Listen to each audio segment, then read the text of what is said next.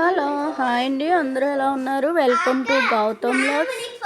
ఇంకా ఈ రోజు అయితే మార్నింగ్ కట్ చేసినప్పటి నుంచి ఇదేంటి ఇలా కలబెడుతుంది అనుకుంటున్నారా? పాయసం అనుకుంటున్నారా? కాదండి, పాలు కాదు, గంజి అండి.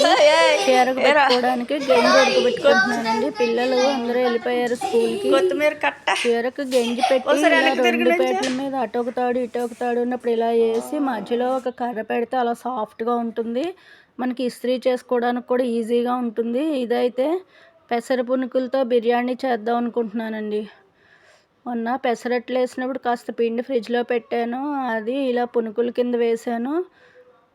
కొంచెం ఒక్క బంగాళదుంప పునుకులు వేసి ఇంకా ఇదిగో ఉల్లిపాయ పచ్చిమిరపకాయ కొంచెం జీడిపప్పు 2 బిర్యానీ ఆకులు ముందు కళాయిలో ఆయిల్ వేసి ఈ పోపు సామాన్లన్నీ వేసి బాగా వేగిన తర్వాత కొంచెం అల్లం వెల్లుల్లి పేస్ట్ వేసి ఆ తర్వాత రైసులు పునుకులు వేసి ఇలా బాగా మగ్గబెట్టుకోవాలి. ఆ తర్వాత అయితే ఒక పక్కన రైస్ కుక్కర్లో వంతుకి 2 వంతుల చొప్పున వాటర్ పోసేసి మరిగించుకుంటూ కాగబెట్టుకోవాలి రైస్ కుక్కర్లో. అది బాగా మగ్గిన తర్వాత ఆ రైస్ తీసుకొచ్చి ఇందులో వేసేస్తాను.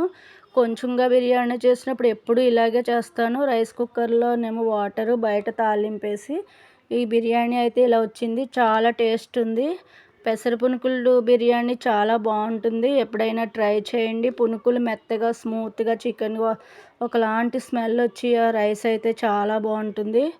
కొంచెం నూనె నెయ్యి కలిపి వేసుకుంటే ఇంకాస్త బాగుంటుంది. ఇంకా కొంచెం రైస్ ఉంచుకున్నాము పెరుగన్నంలోకి. కావాల్సిన వాళ్ళు పెరుగన్నం తినొచ్చని. ఇంకా పనమ్మాయికి అయితే కొంచెం పక్కన పెట్టేశాను. మనవలకైతే బాక్స్ పెట్టేశాను. ఇది మా కోసం అయితే తీసి పెట్టుకున్నాము. మంచి వాసన వస్తుందండి.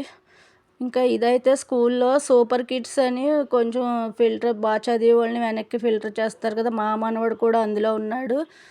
ఇంకా ఇదైతే మా మనవరాలు అయితే ఇంత పెద్ద జుట్టు నాకు వద్దు అనేసి, జుట్టు లేని వాళ్ళు లేదనుకుంటే ఈ అమ్మాయికి జుట్టు ఎక్కువ ఉంది నాకు కట్ చేయించండి అని ఈ మధ్యన ఒకటే గొడవ.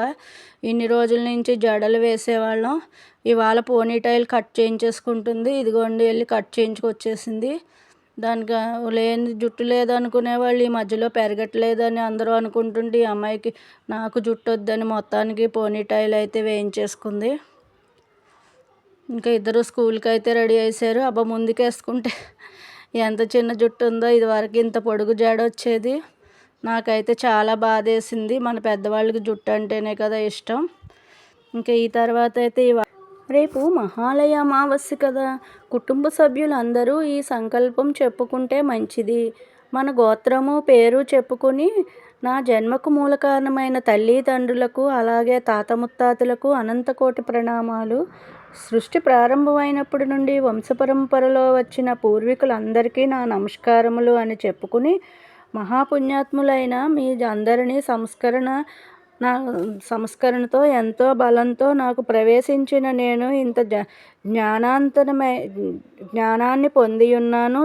మీ ఉన్నత సద్భావాలన్నీ నాలో ప్రవేశపెట్టి నాకు శక్తిని ప్రసాదించండి. నా కుటుంబ సభ్యులందరికీ ఉన్నటువంటి దోషాలు తొలగించి విజయ ఆరోగ్యాలు ఇవ్వండి అని నమస్కరించాను.